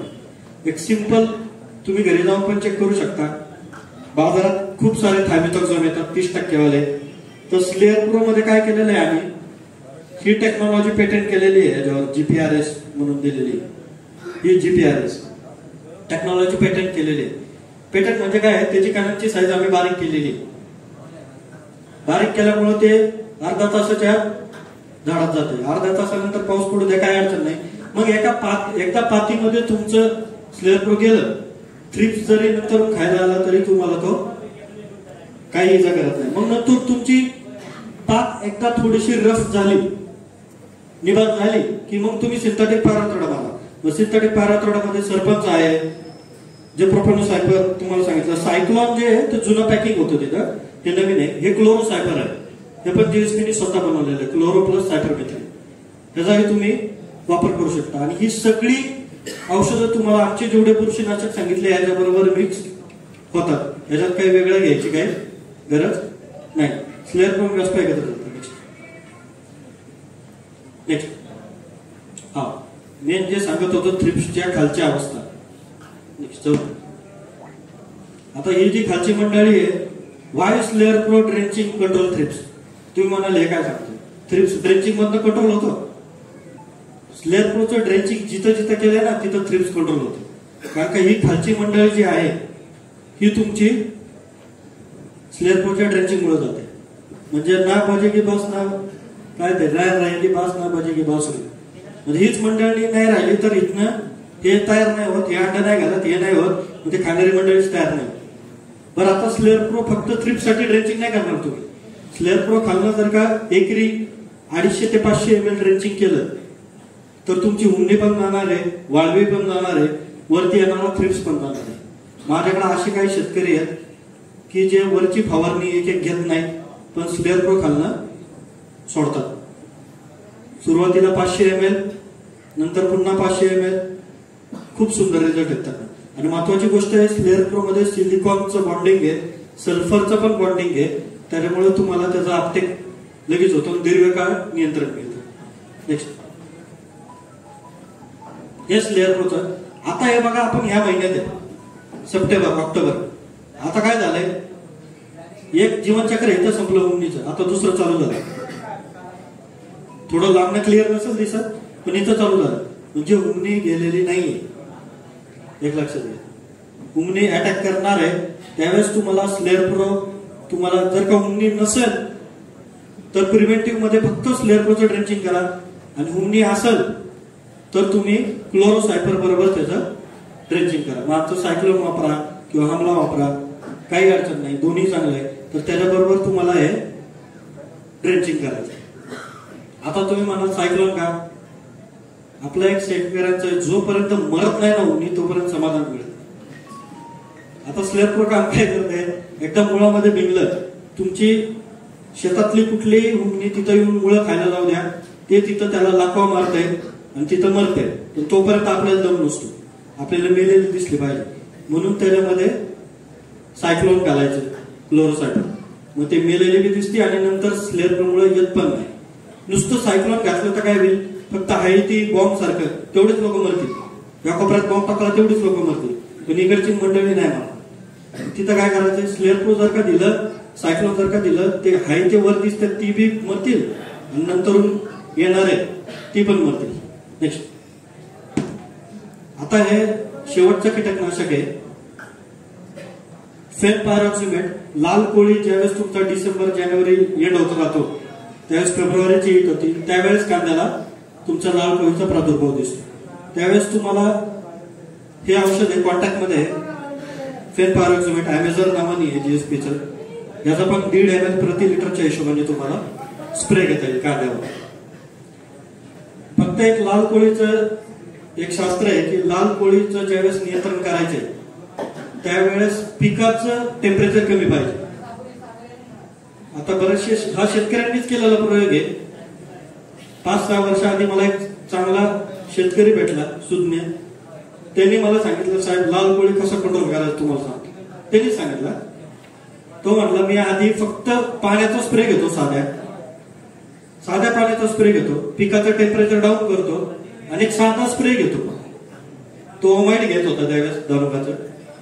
आता ओमाइट घटक एकच आहे अमेझॉन मध्ये, तर अमेझॉन तुम्ही फवारू शकता. फक्त एक साधा स्प्रे तुम्ही मारून घ्या पाण्याचा, फक्त प्लेन पाण्याचा. तुमचं टेम्परेचर डाऊन झालं म्हणजे नुसतं कीटकनाशक तुम्ही मायटीसाइड वापरलं जिथं तुम्हाला 10 दिवस काम करणार आहे आणि पाण्याच्या स्प्रे नंतर तुम्ही फवारलं तर तुम्हाला 16-17 दिवस काम करणार. एवढा मोठा फरक आहे. काय केलं त्यांनी, फक्त पाण्याचा स्प्रे टेम्परेचर डाऊन केलं. नेक्स्ट आता हे आपण आतापर्यंत कीटकनाशक झाले, बुरशीनाशक झाले. आता येऊ आपण संजीवक ज्याला पीजीआर आपण म्हणतो, टॉनिक म्हणतो साध्या भाषेत. आता क्रेझी प्रो काय आहे, तर क्रेझी प्रो मध्ये अमिनो ऍसिड आहे 62-63%. तुम्ही म्हणाल बाजारात लय मिळतात 80% वाले, 90% वाले, 50% वाले. आता हे एकमेव प्रोडक्ट आहे हे दुर्दैव आहे भारताचं आणि जीएसपीचं पण, की हे प्रोडक्ट अजून भारतामध्ये बनत नाही. प्युअर ज्याची प्युरिटी म्हणतो ना आपण, ती भारतामध्ये बनत नाही. ह्या ऑर्गॅनिक स्वरूपात इटलीमध्ये बनवला जातो. बाजारात इसाबियन तर सगळेच वापरत असाल इथे. इसाबियन इटलीवरनं आणते, त्याच कंपनीकडून जीएसपी आणते. पारदर्शकता, मी पहिलेच तुम्हाला सांगितलं पारदर्शकता. आता घरी जाऊन बघायचं इसाबियनच्या डबडं पडला असेल तर त्याच्या मागे बघायचं की त्याच्यावर इटलीचा सोर्स आहे. क्रेझी प्रो नेटवर टाकायचं, तिथं जाऊन बघायचं इटलीचा एकाच कंपनीचा सोर्स आहे. हेच एवढं प्रोडक्ट आहे की जीएसपी आयात करते, फक्त आयात करते. आज इसाबियन 1000 रुपयाच्या खाली मिळत नाही, बरोबर आहे. 1000 रुपयाच्या खाली 1 लिटरचं मिळत नाही आणि आमचं 750च्या वर मिळत नाही. घटक त्याच कंपनीकडून आणलेलं आहे. तुम्ही बऱ्याचशा लोकांनी गेल्या वर्षी वापरले. बरं, आता हे पूर्ण ऑर्गॅनिक स्वरूपात आहे. काय काम करतं सांगायची गरज नाही तुम्हाला, तुम्ही ऑलरेडी तो घटक वापरता. बरं, आता कांद्यामध्ये काम काय करतं? कांद्यामध्ये अजून एक शास्त्र आहे की ज्यावेळेस तुम्हाला सुरुवातीला 1 महिन्यापर्यंत पुनर्लागवड ट्रान्सप्लांटिंग केल्यावर कांदा हा वाढलाच पाहिजे, तो थांबला नाही पाहिजे. कारण का त्याचा पोगार जो आहे तो चांगला झाला पाहिजे, गाठ धरली पाहिजे. तर 1 महिन्यानंतरून कांदाची पात सरळ राहणे खूप गरजेचे आहे. तर त्याच्यामध्ये क्रेझी प्रोचा खूप मोठा रोल आहे. बरं, ह्याचं 2 ml मी फक्त प्रमाण घेतो. आता ह्याच्यात किती प्रकारचे अॅमिनो ऍसिड आहेत बघा. एल टाईप 3 आणि 1 4 5 6 7 8 9 10 प्रकारचे अॅमिनो ऍसिड. फक्त अॅमिनो ऍसिड नाही तर प्रकार येतात 65%. मग हे का दाखवले? मुळं पण दाखवली, फुलं पण दाखवली. अॅमिनो ऍसिडचा एकच रोल आहे, जी झाडाची अवस्था आहे त्याला प्रमोट करणं. बाल्यावस्था आहे तर बाल्यावस्था जे संगोपन झाडाचं झालं पाहिजे तर ते करणे. खाल्लं सोडा, क्रेझी प्रो मुळं वाढतील. तुमची फुल अवस्थेत सोडा, फुलांची संख्या जास्त लागेल. तुमच्या फळ अवस्थेत सोडा किंवा स्प्रे करा, तुमची फळाची साईज वाढेल. म्हणजे कुठल्याही अवस्थेत घ्या. ऑर्गॅनिक आहे, तुम्ही प्रत्येक स्प्रे मध्ये जरी टाकलं तरी त्याचा काही साईड इफेक्ट नाही. नेक्स्ट, हा फरक आहे क्रेझी प्रोचा. अनट्रीटेड म्हणजे नाही वापरलेलं, ट्रीटेड म्हणजे वापरलेलं. 2 ml प्रति litre. Next, big bulb, healthy growth and big bulb म्हणजे सशक्त ग्रोथ झालेली आहे आणि तो जो बल्ब आहे म्हणजे कांदा जो आहे तो पोचला चांगला गेलेला. नेक्स्ट, हे जेनरिक मी तुम्हाला सांगितलेलं आहे. प्रोफेनोसायपर सरपंच नावानी आहे, लॅम्बडा आहे आमचं संत्री नावानी. सायक्लोनचं आता पॅकिंग चेंज झालं जे तुम्हाला दाखवलं, प्रोफेनोसायपर. नेक्स्ट, आता एक महत्वाचं आहे. Next, flute. आता फ्ल्यूट म्हणजे काय? फ्ल्यूट म्हणजे पॅक्लोबेट्रोझोल. ह्याचा एकरी फक्त 50 ml चा डोस आहे, म्हणजे पंपाला 5 ml. आता हे का वापरायचं? तुम्ही मेपिकॉट क्लोराइड म्हणजे तुमचा चमत्कार वापरत असाल. काही लोक लिओसिन, आता लिओसिन बंद झालं म्हणजे लोकांनी रावण आहे, ऑर्थर आहे, अफॉर्ड आहे, त्यानंतर प्लॅटफॉर्म आहे. हे 2 तणनाशक येते आणि हे आपल्याकडनं येते जे भात पीक जिथं होतं तिथल्या पिकांसाठी तणनाशक आहे. सरांनी ही स्लाइड एक्सप्लेन केली होती, थोडंसं मी याच्याबद्दल सांगतो. हे जगातले सगळ्यात जास्त विकले जाणारे जमिनीसाठी आणि बीज प्रक्रियेसाठी विकले जाणारे 2 त्याच्यामध्ये बुरशीनाशक आहेत आणि 1 कीटकनाशक आहे. जगात सगळ्यात जास्त विकले जाणारे. आणि याचं पेटंट जे दिसतंय आपल्याला, पेटंटेड मॉलिक्युल हा, याचं पेटंट आपल्याला फक्त भारतातच नाही तर जगात सुद्धा आपल्याला याचं पेटंट मिळालेलं आहे. पेटंट म्हणजे काय माहिती आहे का? ह्या प्रोडक्टची कॉपी दुसरं कोणी करू शकत नाही जोपर्यंत जीएसपीची परमिशन ते घेत नाही तोपर्यंत. किंवा याच्यात दुसरं आता 2 प्रोडक्टचंही सुद्धा ते कॉम्बिनेशन करून ते विकू शकत नाही. आणि जीएसपी ही सगळ्यात पहिली कंपनी आहे ज्यांनी थायरम हे लिक्विड फॉर्म्युलेशन मध्ये आणलं. जसं सरांनी सांगितलं की थायरम गव्हर्नमेंट सुद्धा रिकमेंड करते, कारण याची जी काही काम करण्याची पद्धत आहे वेगळ्या पद्धतीने काम करतात. आता तुम्ही बऱ्यापैकी बघितलं असेल, सोयाबीनची आपण जर नवीन बॅग आणली तर त्या बॅग मध्ये पाऊच निघतो, 20 ग्रामच्या आसपास त्याचं वजन असतं, 20-25 ग्राम. ते कशासाठी दिलेलं असतं माहिती आहे का? की जेणेकरून आपण त्याची आपण बीज प्रक्रिया करावी आणि त्या बीज प्रक्रिया केल्यानंतर आपण जेव्हा पेरणी करतो, ती पेरणी केल्यानंतर बीज ज्या ठिकाणी पडणार आहे जमिनीमध्ये तिथं अगोदरची जी काही बुरशी असणार आहे त्या बुरशीचं त्याला संसर्ग होऊ नये आणि हा कॉन्टॅक्ट पद्धतीनं काम करतो. कॉन्टॅक्ट पद्धतीने म्हणजे याच्या संपर्कात जी काही बुरशी येईल त्या बुरशीचं नायनाट करायचं काम हा थायरॉन करत असतो. आणि हा घटक सगळ्यात पहिले जीएसपीनं लिक्विड फॉर्म्युलेशन मध्ये आणलेला आहे. त्यानंतर हा जो घटक आहे क्लोथेनिडीन हा सगळ्यात जास्त विकला जाणार आहे सी ट्रीटमेंट मध्ये, जसं मी सांगितलं. त्यानंतर पॅराक्लोस्ट्रोबिन सुद्धा सेम. आता आपण याचं नाव पीसीटी का ठेवलंय तर आपण पॅराक्लोस्ट्रोबिन मधला पी घेतला, क्लोथेनिडीन मधला सी घेतला आणि थायरॉन मधला टी घेतला. आणि 410 म्हणजे काय आहे, जर आपण याची जर बेरीज केली 35, 225 आणि 150 एका लिटर मध्ये जर आपण याचं कॉन्सन्ट्रेशन बघितलं तर ते 410 ग्राम किंवा 410 ml येत आहे. त्यामुळे आपण याचं नाव पीसीटी 410 असं ठेवलेलं आहे. नेक्स्ट प्रयोग करून बघितले की कांद्यात आपण याला जर समजा बीज प्रक्रिया केली तर काय होईल. त्यानंतर आपण आता बीज प्रक्रियेचा वेळ निघून गेलाय, शेतकऱ्यांना ऑलरेडी बियाणं टाकलंय, बियाणं उगून आलंय, आता मर लागते, तर आपण याचा स्प्रे करून बघितला तर काय होईल. वेगवेगळ्या डोसेसला याची प्रयोग करून बघितला तर तिथं आपल्याला 1 ml 1 लिटर पाण्याला आपल्याला त्याचं पीसीटीचा डोस घ्यायचा आहे आणि फवारणी करायची, जेणेकरून आपल्याला व्यवस्थित याची करप्यासाठी सळ असेल, मर असेल किंवा जमिनीतून जी घुमणी वाळवी लागणार आहे त्यासाठी एकदम जबरदस्त त्याचे रिपोर्ट आहेत. मागच्या मे मध्ये म्हणजे ह्याच मे मध्ये आपण लॉन्च केलेला आहे. याच्यामध्ये दोन घटक आहेत, एक मिथॉक्सीफेनोझाइड, एक सीटीपीआर आहे, क्लोरॅन्ट्रिलिप्रोल. क्लोरॅन्ट्रिलिप्रोल हा घटक तुम्हाला माहिती आहे, पण मिथॉक्सीफेनोझाइड हा एक युनिक म्हणजे जगात हा फक्त जीएसपी कडेच आहे. आणि याची मोड ऑफ ऍक्शन काय माहिती का, हा जे काही कीटकांची कात टाकण्याची किंवा आळ्यांची खास करून कात टाकण्याची प्रक्रिया असते.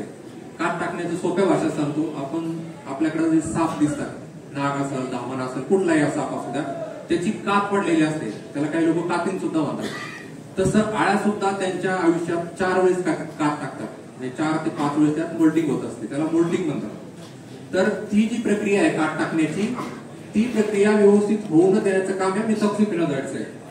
आणि त्याच्यामुळं हा जो घटक आहे किंवा हे जे औषध आहे, बाकीचे जे मित्र कीटक आहे, आपली मधमाशी असेल किंवा बाकीचे जे काही गाय हे असते, लेडी बर्ड बिटल ज्याला देवाची गाय म्हणतात, तो जो काही आपल्या याच्यावरती मावा आलेला असेल तो मावा खाण्याचा एक लाल ढाल किडा म्हणतो आपण त्याला, ढाल किडा जे खायचं काम करतो त्याच्यासाठी सुद्धा हा घटक सेफ आहे, कारण हा फक्त स्पेसिफिक याच्यावरती काम करतो. आणि आपला सोलो येतो हिलिप्रो नावाला, जो आळ्यासाठी नोवेल आणि ब्रॉड स्पेक्ट्रम आहे, हनीबी साठी सेफ आहे. जर पानाच्या वरच्या बाजूला पडला तर खालीपर्यंत जातो किंवा झाडाच्या पूर्ण सिस्टमिक म्हणजे आंतरप्रवाही पद्धतीने काम करतो. लॉंग कंट्रोल आहे, म्हणजे फवारल्यानंतर 20 दिवसापर्यंत आपल्याला याचं कंट्रोल मिळतं आणि याच्यापासून आपल्याला मॅक्सिमम बेनिफिट आपल्याला बऱ्यापैकी याच्यापासून मिळत आहे. आणि आपली जी टेक्निकल प्युरिटी आहे नेक्स्ट, आता आम्ही हे घटक तुम्हाला खूप सारे बघायला भेटतील मार्केटमध्ये ह्या टेक्निकलचे. क्लोरॅन्ट्रिलिप्रोल 18.5% जर तुम्ही बॉटलवरती बघितलं तर हे खूप साऱ्या कंपन्यांचे आहेत. आता ही आम्ही एक मेजर कंपनी ज्याचं ते खूप मोठ्या प्रमाणात हा घटक विकतात. तर आमच्या लॅबमध्ये आम्ही आमच्याही आणि बाहेरच्याही तिसऱ्या लॅबमध्ये तिसऱ्यांच्या याच्यामध्ये म्हणजे ते म्हणतात ना की कान टोचावे ते सोनार नाही, आपण ते करून चालत नाही. तर तिथं आम्ही तिसऱ्या लॅबमध्ये बघितलं आणि आमच्या लॅबमध्ये बघितलं तर जी टेक्निकल प्युरिटी आहे म्हणजे जे केमिकल असतं जे क्लोरॅन्ट्रिलिप्रोल आहे आमच्या बॉटलमध्ये जे असेल किंवा त्यांच्या पॅकिंग मध्ये असेल ते 97% प्युरिटी जीएसपीच्या हेलिप्रोची आली. आणि कम्पेअर केला आम्ही जे फेमस ब्रँड आहे मार्केट मधला त्यांची 92% आहे. आणि त्यानंतर जे काही फॉर्म्युलेशन बनवलेलं आहे आपण त्याच्यामध्ये जीपीआरएस टेक्नॉलॉजी सरांनी दाखवलं होते स्लेअरकोच्या बॉटलवरती, तर पाण्यात टाकल्यानंतर सुद्धा ते लवकर विरघळते, त्याची पार्टिकल साईज छोटी आहे आणि याची जे काही स्प्रेडिंग ऍक्शन आहे जीपीआरएस टेक्नॉलॉजी मध्ये आम्ही याच्यात सिलिकॉन स्प्रेडर सुद्धा याच्यात ऍड केलेले आहे ऑलरेडी, त्यामुळे याची एक्सलंट स्प्रेडिंग ऍक्शन आहे. तेच आम्ही दुसऱ्या याच्यात बघितलं तर त्याची एवढी काही खास आम्हाला वाटलेली नाही. आणि याची टोटल मॅन्युफॅक्चरिंग जी आहे आम्ही यातलं कुठलाही मॉलिक्युल बाहेरून आणत नाही, सगळ्या जे काय मॅन्युफॅक्चरिंगचे जे काही फॅसिलिटी आहेत त्या जीएसपी कडे अवेलेबल आहेत. आणि जीएसपी अशा बऱ्याच जणांना हा घटक पुरवते पॅकिंग करून. आणि आता जर तुम्हाला याची प्राइस सांगायला गेली पर एकरची म्हणजे 1 एकरचा खर्च जर सांगायला गेलो आम्ही तर याचा खर्च तुम्हाला 500 रुपये येणार आहे. आधी जर तुम्हाला लिहून देतो याचा तुम्ही याचा फोटो काढून घ्या आणि तुम्ही दाखवू शकता की याच्यापेक्षा मग तुम्हाला कुठलाही हा प्रोडक्ट भेटणार नाही हेलिप्रो नावाला. पण ते जर तुम्ही बाकीच्यांचे प्रोडक्ट बघितले तर ते 800 रुपयापर्यंतची एकरीची खर्च तुम्हाला तिथं द्यावा लागतो.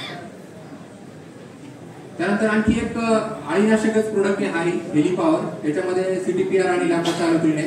तर हा आळीवरती आळी असेल, अंडे असतील किंवा त्यांचे अडल्ट असेल म्हणजे पतंग असेल तर या 4 पैकी 3 स्टेज वरती आळीच्या हा प्रोडक्ट काम करतो.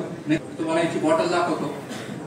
SLR 525 हा एक पेटंटेड प्रोडक्ट आहे GSPचा. आणि काल आमच्या मराठवाडा आणि विदर्भ टीमनं आतापर्यंत एक 100 KL म्हणजे 100,000 लिटर इतका हा प्रोडक्ट विकलेला आहे पांढऱ्या माशीसाठी कपाशीवरती. पोळा झाल्यानंतर कपाशीवरती पांढऱ्या माशीचा इतका भयंकर अटॅक येतो त्याच्या ह्या प्रोडक्ट शिवाय पर्यायच नाही. आणि आपल्याकडे जर बघितलं तर जी काही आपल्याकडं कॅबेज लागते किंवा कोबी किंवा फ्लावर लागते त्याच्यावरती पण पांढऱ्या माशीचा खूप अटॅक असतो. त्यासाठी आपल्याला हे प्रोडक्ट वापरायचे. आता याचे कॅरेक्टरिस्टिक्स काय मी तुम्हाला सांगतो. जर तुमच्या कोबीमध्ये अंडे असतील किंवा पिल्ले असतील किंवा उडणारी माशी असेल तर कुठल्याच परिस्थितीत घाबरायचं नाही. कारण जे काही आपलं SLR 525 आहे ह्या सगळ्या अवस्थांवर काम करणार. जर समजा ते अंड्यात असेल तर अंड्यातून ते पिल्ले होणार नाही. पिल्ले झाले तर पिल्ल्यातून ते प्रौढ होणार नाही. आणि जर प्रौढही झाले तर त्याची जी काही माती आहे ती स्टराईल असणार किंवा ती फर्टाईल असणार. ते तिच्या गर्भाशय डॅमेज करतात त्यामुळं त्याची पुढची पिढी येणार नाही. आता हे शेतकरी फवारणी केल्यानंतर म्हणजे एका बाजून दुसऱ्या बाजूला फवारणी करून गेली.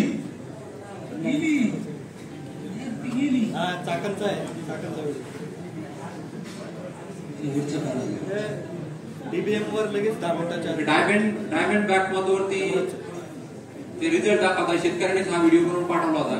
तर तुम्ही बघू शकता ती आळी मेलेली आहे. म्हणजे ते फक्त एका बाजून फवारणी करत करत दुसऱ्या बाजूला गेले आणि तिकडून वापस बघताय तर ती आळी पूर्णपणे मेलेली आहे किंवा त्याची मुवमेंट थांबलेली आहे. एकदम हा पण प्ले करा. हा तुटाचा व्हिडिओ आहे.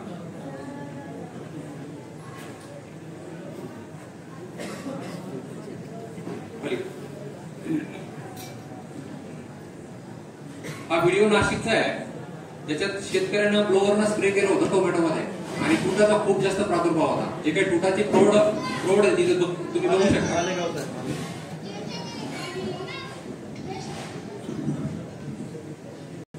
2 महिन्यापूर्वी लॉन्च केलेलं झेंडू आणि शेवंती.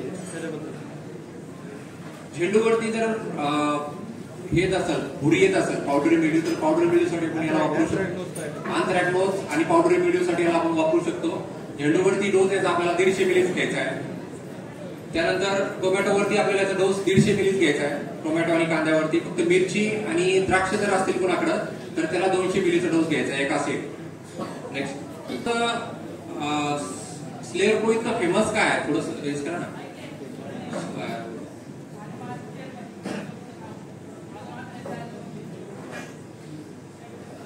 इकडे खाली कोपऱ्यात.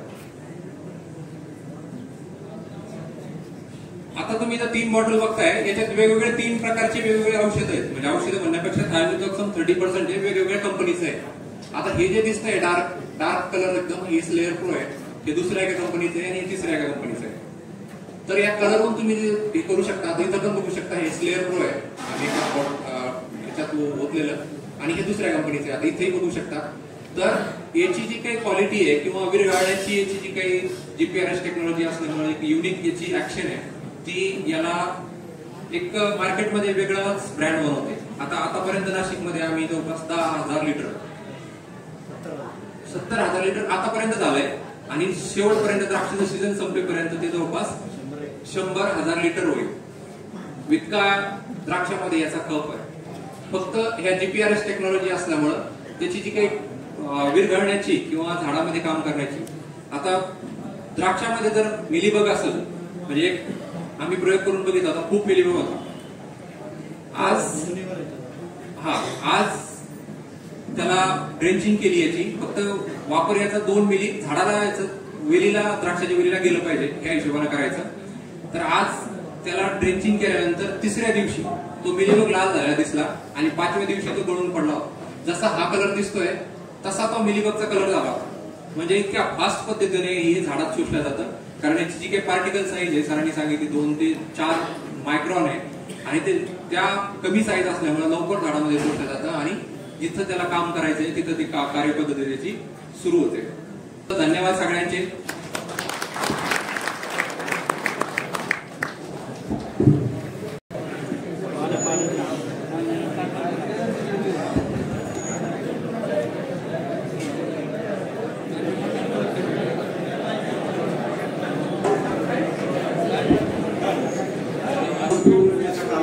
किती माहिती दिली आवर्तन दिली पाहिजे, ड्रिपवर किती दिली पाहिजे, फ्लडिंग होती.